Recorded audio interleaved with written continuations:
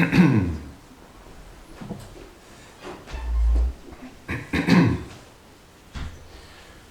Namo Bhagavate Vasudevaya. Om Namo Bhagavate Vasudevaya. Om Namo Bhagavate Vasudevaya. Om Namo Bhagavate Vasudevaya. Om Namo Bhagavate Vasudevaya. Om Namo Bhagavate Vasudevaya. Hare Krishna. Bienvenue au temple de Gopalji Mandir.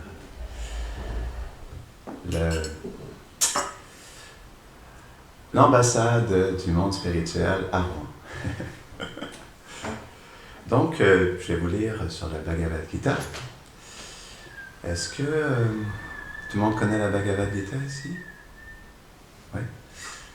Donc, je pensais prendre le verset 11 du chapitre 9 qui s'intitule Raja Guhya Yoga. Le yoga royal qui est le plus confidentiel.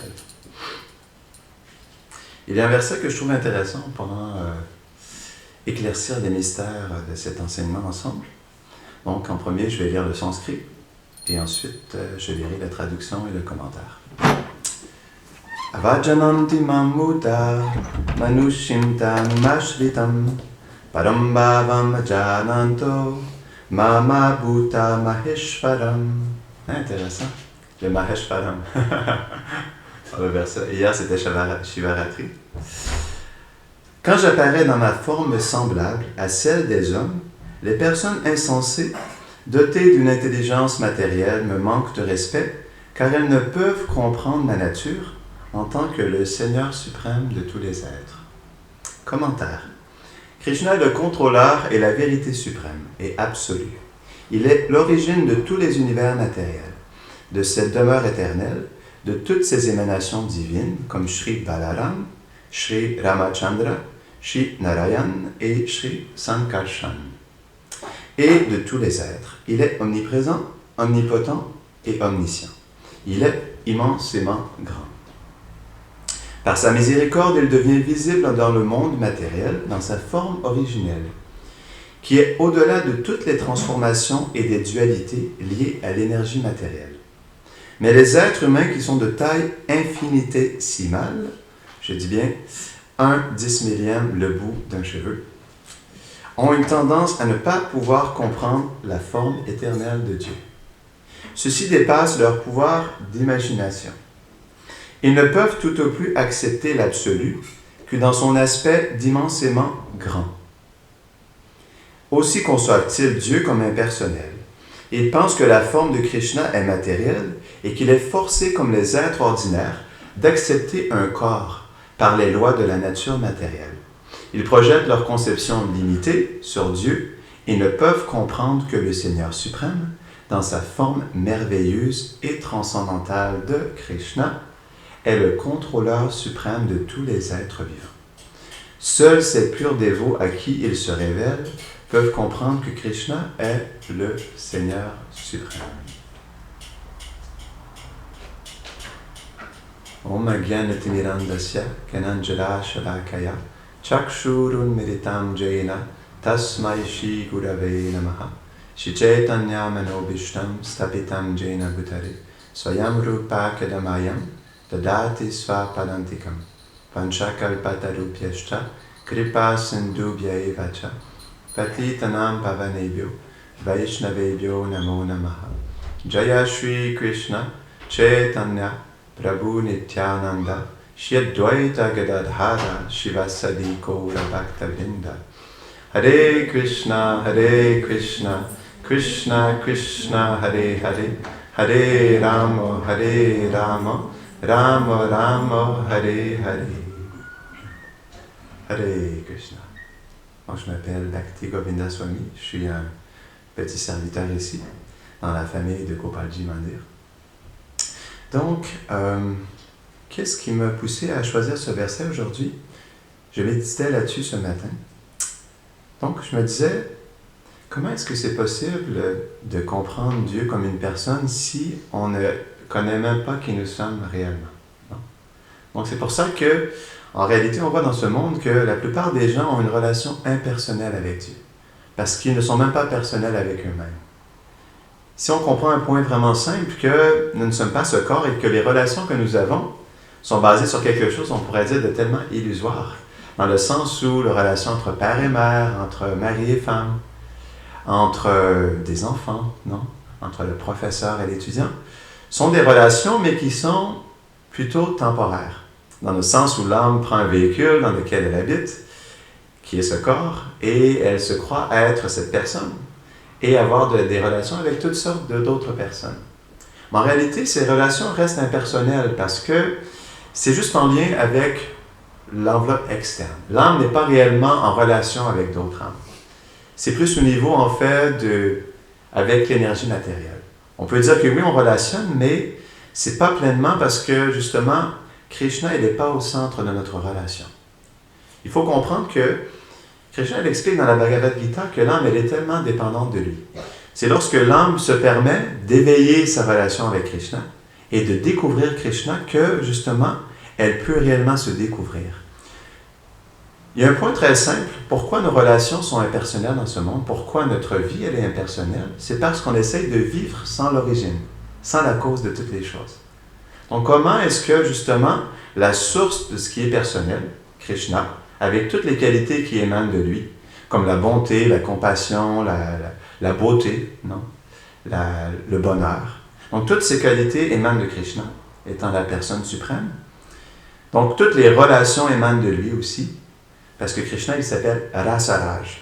Il y a un verset dans les Védas qui explique Raso Vaisa, qu'il est l'origine du plaisir. Et le plaisir se manifeste dans un échange d'amour, qu'on appelle Rasa. Non.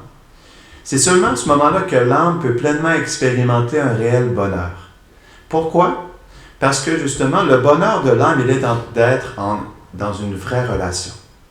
Parce que l'âme cherche la relation, cherche la réciprocité, cherche un échange d'amour. Mais comment est-ce qu'on peut réellement vivre un échange d'amour si c'est en enlevant Krishna du portrait? Non? Donc c'est impossible. C'est pour ça qu'en réalité, toutes nos relations sont impersonnelles dans ce monde. Certains sages, comme Srila Prabhupada, expliquent même qu'il n'y a pas d'amour dans ce monde. Donc ça paraît quand même cru comme propos. Mais en réalité, si on comprend l'origine de l'amour et la nature de cet amour, on peut comprendre que nos relations sont d'une nature différente dans ce monde. J'aimais bien, donc, Bhakti Swarup Damodar Swami, celui qui est on pourrait dire, le moine supérieur de ce temple. Il a écrit un livre en 1992 que j'ai beaucoup aimé, qui s'appelle Sharanagati, le chemin de l'amour divin. Et dans ce livre-là, il explique que dans ce monde, il explique ce monde comme plus un monde d'exploitation. Donc, il parle du monde de l'amour, mais ici, il explique que nous vivons dans le monde de l'exploitation. Pourquoi? Parce que nous sommes tellement impersonnels dans le sens où nous n'avons aucune relation avec Dieu, nous n'avons aucune réalisation de Dieu, et toutes les choses à laquelle nous sommes attachés, tout ce que nous désirons, on le désire, mais sans connexion avec Krishna. Donc, comme j'expliquais tout à l'heure, comment est-ce qu'on peut avoir des réelles relations dans ce monde si on enlève Krishna de notre vie? Lui qui est la source de toutes les relations, de toutes les qualités.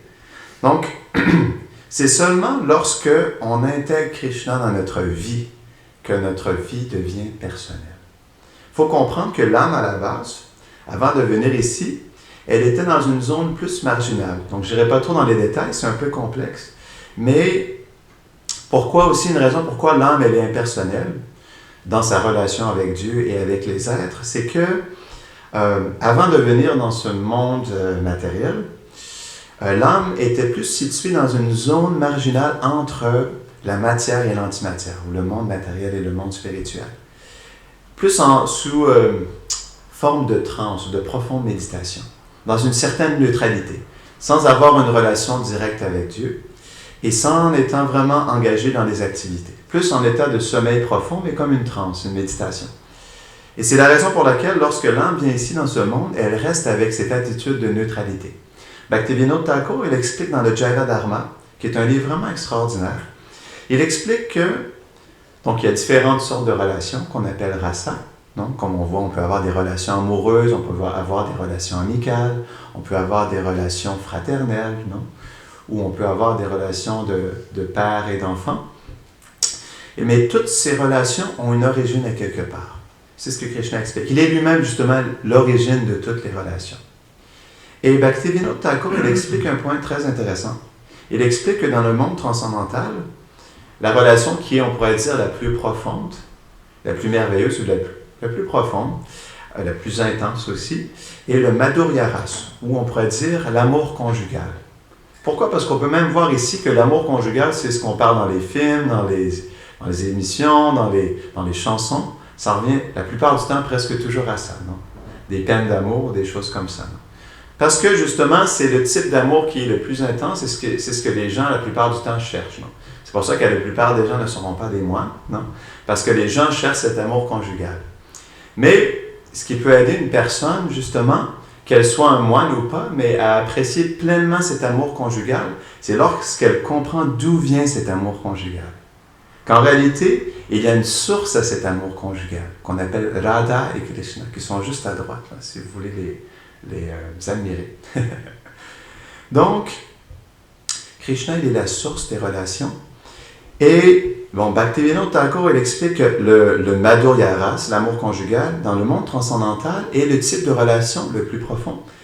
Mais lorsqu'il se manifeste ici, il devient ce qui est, on pourrait dire, le plus contaminé, ou le plus, on pourrait dire, déconcertant. Non? C'est pourquoi aussi, on peut voir que, malgré le fait que l'amour conjugal, même dans ce monde, est l'amour le plus intense, il est bien souvent aussi le plus compliqué. Le plus difficile, non? Et le plus perturbant, non? Parce que Bhaktivinoda Thakur, il explique que ce qui est le plus élevé au terme des relations dans le monde transcendantal devient le plus bas dans ce monde matériel. Et c'est ce qu'on peut voir aussi. Disons qu'il y a une profonde intensité dans l'amour conjugal, mais aussi vient avec des profondes difficultés. Ça ne peut jamais venir sans. Et comme il explique justement, c'est le type de relation dans ce monde qui est le plus facilement perturbable, non? Ou compliqué, complexe. Et il explique que la relation qui est, on pourrait dire, j'aime pas dire la plus basse, parce que dans le monde transcendantal, toutes les relations sont merveilleuses. On pourrait dire le type de relation qui est la plus neutre s'appelle, non? Le Shantaras, qui est la relation dans la neutralité. Et il explique que la neutralité dans ce monde est le type de relation qui est la plus puissante, la plus présente, non? Et qui nous inspire le plus. C'est pourquoi aussi on peut voir que c'est pas facile pour l'âme qui est dans la neutralité de développer une relation personnelle avec Krishna. Pourquoi? Parce qu'avant de venir dans le monde matériel, l'âme n'était pas déjà pleinement consciente de sa réelle identité. C'est expliqué par les grands sages que dans le cœur de l'être vivant se situe une graine qui est bien spéciale, qui nous amène à un jour atteindre la perfection de l'existence. C'est la graine du rasa. Chaque être vivant a cette graine à l'intérieur de lui. Et cette graine contient sa relation éternelle avec Dieu. Mais pas n'importe quelle relation. C'est expliqué justement dans le verset que les êtres vivants qui ne comprennent pas la nature transcendantale de Dieu comme une personne suprême, Krishna exprime justement sa nature transcendantale dans la Gita, n'arrivent pas justement à l'accepter et même le rejettent et lui manquent de respect. Pourquoi? Parce que, comme on l'expliquait tout à l'heure, même nous ne comprenons pas notre réelle identité. C'est pourquoi, à la recherche de Krishna, on se trouve soi-même aussi. Et aussi, dans la Bhagavad Gita, Krishna commence pas par lui, mais il commence par nous.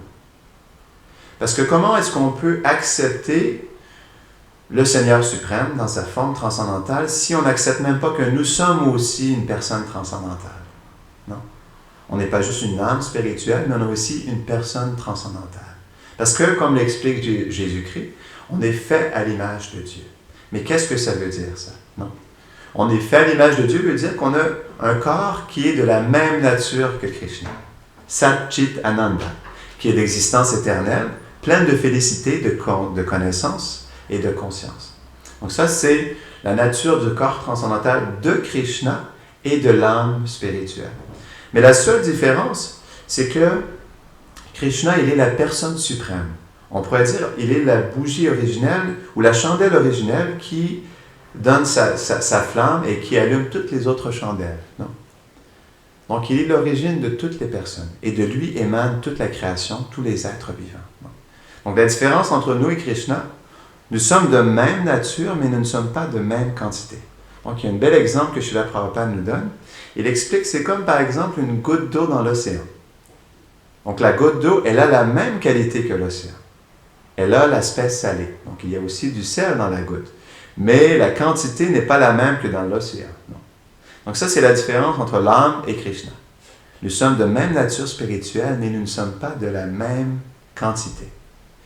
Même aussi, on peut voir au niveau des qualités. C'est ça qui est intéressant parce qu'on ressemble tellement à Krishna en réalité. On a les mêmes qualités que lui, mais pas en même quantité. Donc, dans un texte vraiment merveilleux qui s'appelle « Le nectar de la dévotion », Rupa Goswami nous révèle les qualités de l'âme, qui sont de 50. Donc, il explique après ça les qualités que Brahma possède, les qualités que Shiva possède. Donc, Brahma possède 5 qualités de plus que les êtres vivants. Brahma est le créateur, on pourrait dire, de cet univers. On pourrait dire un contrôleur subordonné qui est mis en pouvoir par Krishna pour pouvoir créer tous les êtres vivants dans cet univers. Donc, lui, il a un peu plus de qualités.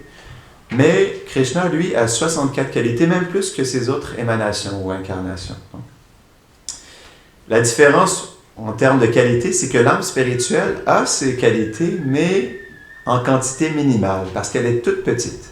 Et Krishna, parce qu'il est illimité, il possède toutes ses qualités, mais d'une manière illimitée, infinie. Donc, c'est ce qui fait que Krishna s'appelle Krishna. Krishna veut dire infiniment fascinant. Il est infiniment fascinant par sa beauté, par sa connaissance, par son renoncement, non? Par sa sagesse et par sa gloire. Non? Parce que juste en lui-même, Krishna, possédant toutes les qualités, mais d'une manière illimitée, est glorifié partout dans les 3 mondes. Non? Et c'est le but de la Bhagavad Gita. La Bhagavad Gita, c'est l'enseignement de Krishna Arjuna qui nous aide à comprendre comment Dieu est une personne. En réalité, c'est un texte qui est intéressant parce que c'est le seul texte qui nous explique l'aspect personnel de Dieu. Et c'est pas qu'on peut juste c'est pas que ça nous limite à avoir une relation personnelle. Donc on peut avoir toutes sortes de relations avec la vérité absolue, mais la relation personnelle avec Dieu est beaucoup plus intime. Comme par exemple, si on pense à, OK, j'aimerais me connecter à l'amour universel. Je suis attiré à l'amour universel. Mais est-ce que je peux développer une relation avec l'amour universel? Non. Avec la paix suprême, non. Avec la beauté originelle. Donc, c'est quelque chose qui est vraiment abstrait. Comment est-ce qu'on peut avoir une relation personnelle avec la beauté, la compassion, non, l'amour? Donc, ce sont des choses qui sont très abstraites. Le point, c'est que l'être vivant cherche la relation, mais la relation intime, la relation personnelle. Pourquoi, sinon, l'âme qui est située dans le cœur de cette machine, pourquoi cherche-t-elle autant de relations? Non. Pourquoi cherchons-nous à avoir des relations avec nos frères et sœurs, avec nos amis, non? Avec nos compagnes? Parce que l'âme, à la base, cherche la relation. C'est une qualité de l'âme, non? L'âme, elle est faite d'amour. On pourrait dire c'est la nature de l'âme, mais cet amour, il s'exprime dans un échange, dans une relation. Et dans une relation, il y a 2 personnes. On ne peut pas avoir une relation avec le soleil.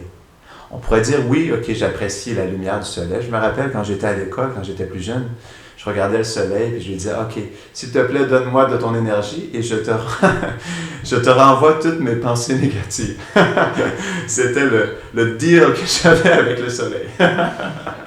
Apporte-moi ton énergie, ta lumière et moi, je te donne tous les déchets que j'ai à l'intérieur de moi.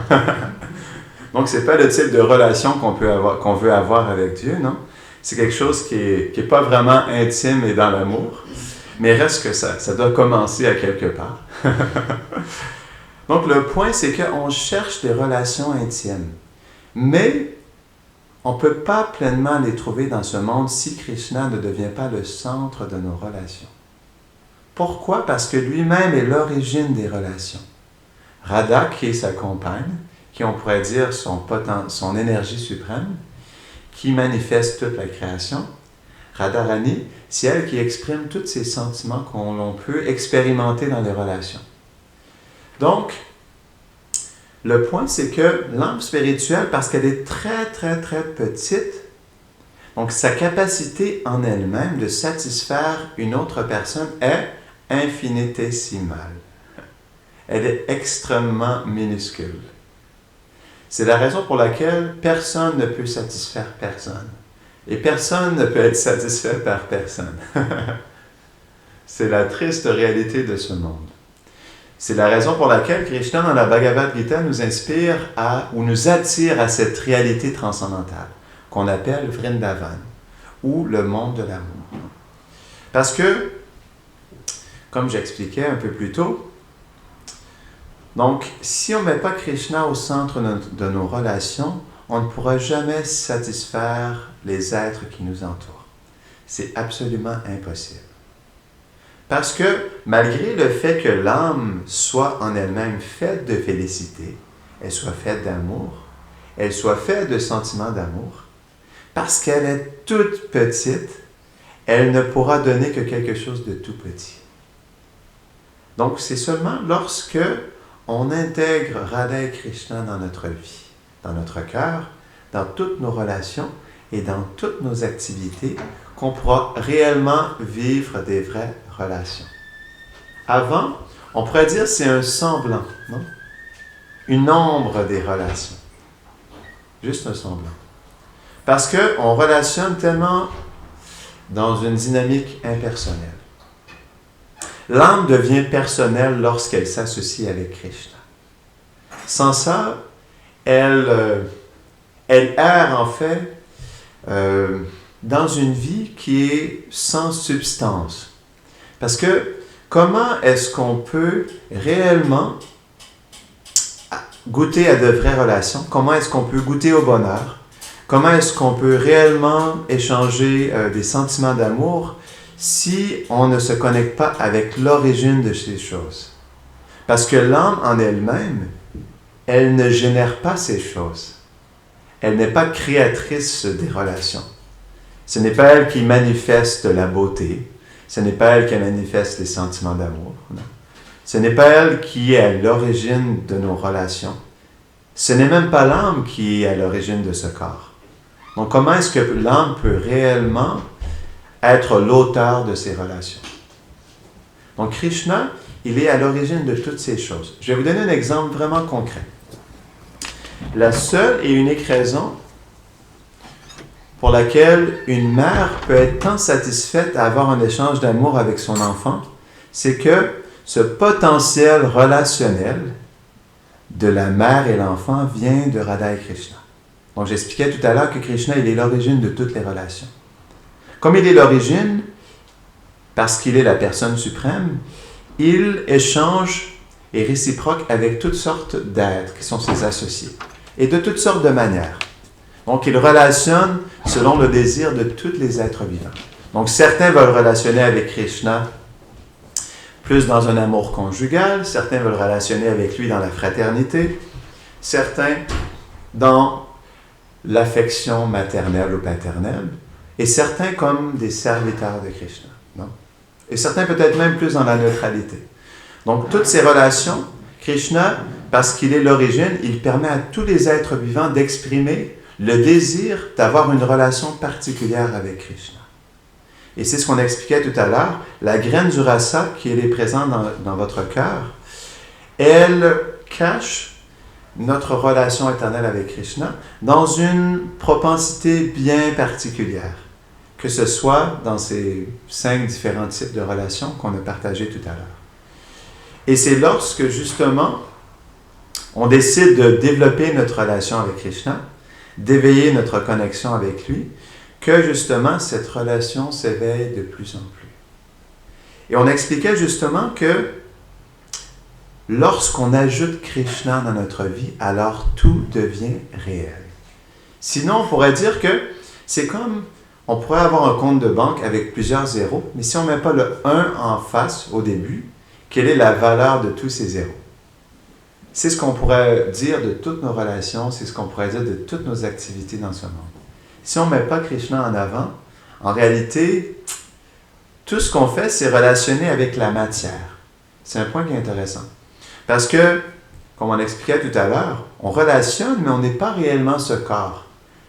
Mais au moins, lorsqu'on met Krishna au centre de nos relations, même si on n'est pas ce corps, nos relations, même si elles sont temporaires, deviennent réelles, parce que Krishna devient manifeste dans ces relations. Donc, j'en reviens justement au point de la mère. Donc, Krishna, il a aussi une relation avec une mère, Mère Yashoda. Donc, on voit Krishna qui est assis sur les genoux de sa mère adorée, Mère Yashoda, non? Donc, Krishna, il souhaite avoir tous ces types de relations, parce qu'il est l'origine de ces relations. Donc, il a aussi une relation avec sa mère, avec son père, avec des amis, non, avec ses copines. Donc, il expérimente toutes ces relations parce qu'il est la personne suprême, non? Il est aussi le contrôleur suprême et le bénéficiaire suprême, non? Donc, naturellement, parce qu'il est le bénéficiaire suprême, il se permet de pleinement s'absorber dans tous ces types de relations, non? Mais en même temps, il est réciproque avec tous les êtres dans la relation qu'ils veulent avoir avec lui, non? Donc, j'expliquais que la seule et unique raison pourquoi une mère peut être tellement satisfaite de l'échange d'amour avec son enfant, c'est parce que le potentiel de l'enfant qui est dans l'enfant, que ce soit qu'il soit mignon, que ce soit qu'il soit espiègle, non? Qu'il soit drôle, ou toutes les qualités qui se manifestent dans l'enfant, ces qualités, elles sont présentes parce que Krishna, qui manifeste l'enfant originel, se manifeste comme le potentiel dans l'enfant avec toutes les qualités qui viennent avec. Donc, ce n'est pas le corps de l'enfant qui donne tant de plaisir à la mère.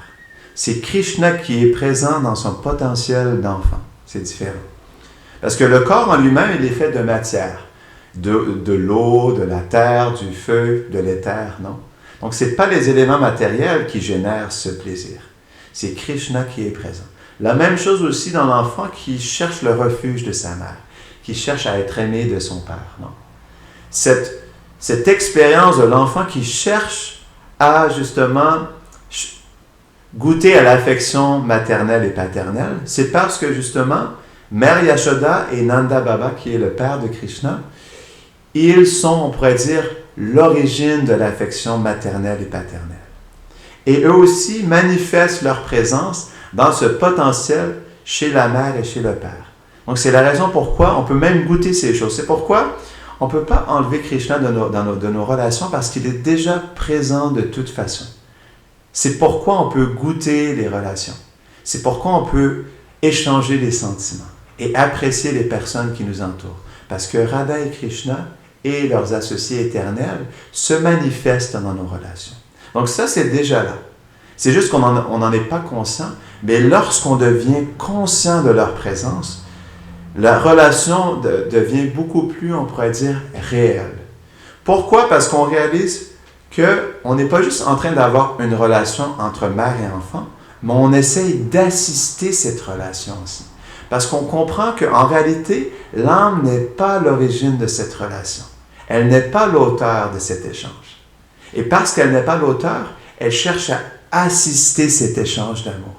C'est la nature de l'âme. L'âme s'appelle Tatastha Shakti.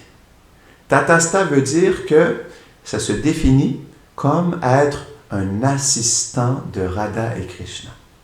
On assiste parce qu'on est tellement petit quand nous-mêmes, nous ne sommes pas l'auteur de nos actions et de nos relations. Et nous ne sommes pas en contrôle non plus, parce que nous sommes tout petits. Nous sommes plutôt des observateurs dans ce corps. Mais parce que nous sommes influencés par le faux ego, on se croit à être l'auteur de toutes nos actions. Donc, je suis ce corps, cette maison m'appartient, ma femme ou mon mari m'appartient, mes enfants m'appartiennent, c'est mon argent, c'est ma voiture. Tout ça, c'est tout simplement le faux ego qui nous pousse à croire que ça, c'est à moi. Non, je et moi, ça m'appartient. Mais en réalité, c'est quelque chose qui est complètement illusoire parce que rien ne nous appartient. La réalité, c'est lorsqu'on quitte ce corps, on doit tout quitter derrière nous. On doit tout laisser derrière nous. On ne peut rien amener avec nous lorsqu'on quitte ce corps. Donc, la mort est la preuve irréfutable que rien ne nous appartient. Parce que si quelque chose nous appartiendrait réellement, pourquoi est-ce qu'on ne l'amène pas avec nous? Non. On doit tout laisser derrière nous. Et même, c'est expliqué dans la Bhagavad Gita qu'on reprend d'autres corps. Non, c'est le cycle des vies et des morts, la réincarnation, le samsara. Et même lorsqu'on prend un autre corps, on se croit encore être le contrôleur de ce corps, mais on doit encore le quitter. Vie après vie, après vie, après vie, après vie, après vie, après vie, après vie. Mais nous n'avons jamais pris réellement notre leçon. Sinon, notre désir et notre perception des choses seraient différentes. Donc c'est pourquoi tout commence par l'identité. Lorsqu'on s'identifie comme une âme spirituelle et comme un assistant de Radha et Krishna, alors tout se transforme dans notre vie. Tout commence par notre identité. Parce que la manière dont on relationne avec ce monde et avec les êtres dépend de la manière dont on s'identifie. Si on s'identifie avec ce corps, on va relationner juste au niveau du corps. Si on s'identifie comme une âme, on va relationner au niveau des âmes spirituelles. Mais si on s'identifie comme un assistant de Radha et Krishna, comme une personne transcendantale aussi, qui est fait pour avoir une relation personnelle avec Radha et Krishna, alors là aussi on peut avoir des relations beaucoup plus réelles. Non? Et c'est ça qui est intéressant, c'est que ce potentiel, il est présent dans les relations.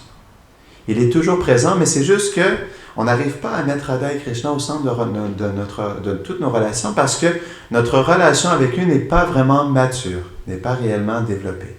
Et c'est pourquoi c'est difficile de concevoir que comment est-ce que, justement, en réalité, les relations que j'ai, je ne suis pas vraiment en contrôle de ces relations. Je ne suis pas vraiment l'expérience. Donc l'expérience qui se passe directement dans les relations, ce n'est pas moi non plus. Donc si je ne suis pas cette expérience, qu'est-ce que je fais dans tout ça? C'est pourquoi lorsque l'âme réalise que, en réalité, sa vraie position et sa vraie situation est d'assister Radha et Krishna. Donc, dans le monde transcendantal, on les assiste directement dans notre corps éternel, face à face, non? Mais ici, c'est un peu différent. On les assiste à travers ce corps, à travers nos relations et à travers notre environnement. On pourrait dire que c'est le même principe. On sert Radha et Krishna selon la nature qu'on a. Donc ici, c'est selon la nature de ce corps et la nature de cet environnement. Et dans le monde transcendantal, c'est selon la nature de notre réelle relation avec Radha et Krishna, avec notre réel corps transcendantal. Ça reste le même principe, c'est juste qu'ici, ça se fait à travers des choses qui sont temporaires. Dans le sens où nos relations sont, au niveau du corps, je dis bien, sont temporaires. Mais on peut quand même engager tout ça dans le service de Radha et Krishna. Et c'est à ce moment, lorsque justement, on se permet de faire un service, d'assister Radha et Krishna dans toutes nos relations et dans toutes nos activités, qu'ils deviennent présents. Ils sont toujours là de toute façon, comme je disais, ils sont le potentiel, mais ils manifestent leur présence et on peut sentir leur présence dans toutes nos relations. Et c'est ça qui est vraiment merveilleux avec le yoga de la dévotion. C'est que c'est quelque chose de tellement simple en réalité. C'est juste on pourrait dire, réajuster notre mentalité. C'est pas réellement de tout changer, mais c'est plutôt de réajuster cette mentalité où, au lieu de se croire être le contrôleur et le bénéficiaire, de juste être un assistant de Radha et Krishna. On accomplit les mêmes activités, on vit les mêmes relations, mais ces relations, elles se vivent basées sur cette identité que je suis un assistant de Radha et Krishna. Et c'est à ce moment-là que tout se transforme.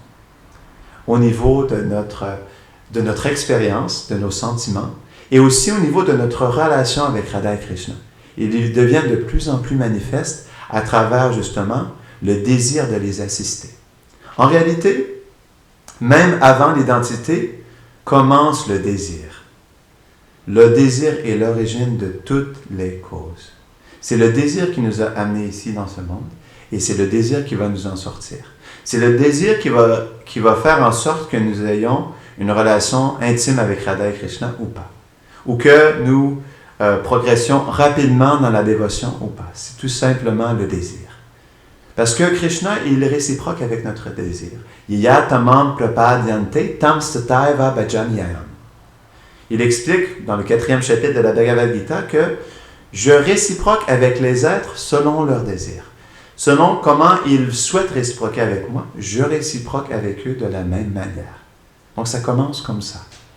Donc Krishna, parce qu'il est extrêmement humble, il ne souhaite pas trop s'immiscer dans notre vie personnelle. Donc, il est patient, il est très humble et il attend de voir quel est notre désir. Est-ce qu'on veut réellement avoir Krishna dans notre vie? Est-ce qu'on lui laisse la place dans notre cœur pour qu'il puisse s'installer? Non? Est-ce qu'on prépare un trône avec des fleurs, non? Avec des pierres précieuses pour qu'il soit inspiré à venir s'asseoir dans notre cœur? Donc, tout dépend de notre désir. En réalité, même comme par exemple, pour ce qui est de la pure dévotion, qu'on appelle Raganuga Bhakti. Donc, il y a différents niveaux de dévotion et ça se culmine dans la pure dévotion. Donc, même pour ce qui est de la pure dévotion, qui nous amène à goûter un pur amour dans notre relation avec Radha et Krishna, cette pure dévotion, la seule et unique qualification pour justement obtenir ou pour plutôt vivre au niveau de cette pure dévotion est l'Aulyan, l'intense désir de l'obtenir, l'intense désir de vivre cette relation dans la pure dévotion. Ça, c'est la seule et unique qualification. Mais cette qualification, elle se manifeste dans notre cœur lorsqu'une personne qui elle-même a cette graine de pure dévotion dans son cœur décide de la planter dans notre cœur. C'est pourquoi le refuge d'un maître spirituel est essentiel pour développer notre relation avec Radha et Krishna. Parce que le maître spirituel qualifié, qui justement a une relation beaucoup plus intime avec Radha et Krishna, par justement sa connexion avec eux et par sa douce miséricorde, il plante la graine de la pure dévotion dans notre cœur pour nous permettre de devenir éligibles justement à pratiquer la pure dévotion. Je dis bien pratiquer parce que dans ce monde, parce que nous ne sommes pas pleinement dans notre réalité transcendantale, on doit pratiquer. On appelle ça sadhana, la sadhana bhakti. On doit pratiquer la dévotion. Ça commence par pratiquer la dévotion et ensuite pratiquer la pure dévotion. Mais tout commence par justement une graine qui est plantée dans notre cœur. Donc j'expliquais tout à l'heure que donc, tous les êtres vivants, lorsqu'ils viennent dans ce monde, ils viennent avec la graine du rasa, mais tout simplement cette graine est comme sous forme immature, non? Juste sous forme de graine. C'est d'expliquer que tant et aussi longtemps qu'un pur dévot, donc une personne qui est intimement connectée avec Radha et Krishna et qui a déjà sa relation pleinement épanouie avec eux, c'est uniquement lorsque cette personne, par sa douce miséricorde, décide justement de planter cette graine que notre relation avec Radha et Krishna peut réellement commencer. Pourquoi? Parce qu'avant ça, nous sommes dans la neutralité. L'âme par elle-même n'a pas la possibilité d'éveiller sa relation avec Radha et Krishna. Parce qu'à la base, l'âme est dans la neutralité. Elle vient de la neutralité. Donc, parce qu'elle est dans la neutralité, c'est impossible pour elle, par elle-même, de développer sa relation. C'est pourquoi cette graine, elle est toujours présente, mais elle reste sous forme cachée. Et lorsque le maître spirituel vient, et par son désir, fait naître le désir dans notre cœur de développer notre relation avec Radha et Krishna, c'est à ce moment que notre réelle existence commence, même dans ce monde matériel. Parce qu'avant ça, nous vivons juste dans la neutralité avec Dieu. On pourrait dire même au départ comme plus avoir peur, non? J'ai peur parce que si je ne fais pas les choses comme ça, il y aura des réactions. Donc, la plupart des relations que les gens ont avec Dieu dans ce monde est plus à cause de la peur, non? Donc ça reste aussi plus impersonnel. Mais c'est au moment justement où on rencontre un pur dévot de Radha et Krishna que cette possibilité de cultiver notre relation avec Radha et Krishna commence réellement. C'est pourquoi l'association est la chose la plus importante. Donc, c'est expliqué que l'âme est conditionnée par la matière. On l'appelle même Jiva Bada. Bada veut dire éternellement conditionné. Donc, tant aussi longtemps que l'âme ne s'associe pas avec des âmes réalisées qui ont déjà leur relation avec Radha et Krishna, Donc l'âme reste, on pourrait dire, éternellement conditionnée par la matière. Et c'est lorsqu'elle a l'association des purs dévots qu'elle peut s'éveiller, ou on pourrait dire commencer à s'éveiller à sa pure réalité. Et lorsque cette association est établie, par cette association, notre dévotion commence à être nourrie. Et graduellement, on développe notre relation avec Radha et Krishna. Donc, c'est ce que je voulais dire sur ce verset. Okay. Ça termine à 12h15, c'est ça? D'accord. Est-ce qu'il y a des questions, des commentaires ou des réflexions avant qu'on se dirige vers l'arti? Tout baigne dans l'huile? Jai Grantara Shrimad Bhagavad Gita ki. Jai.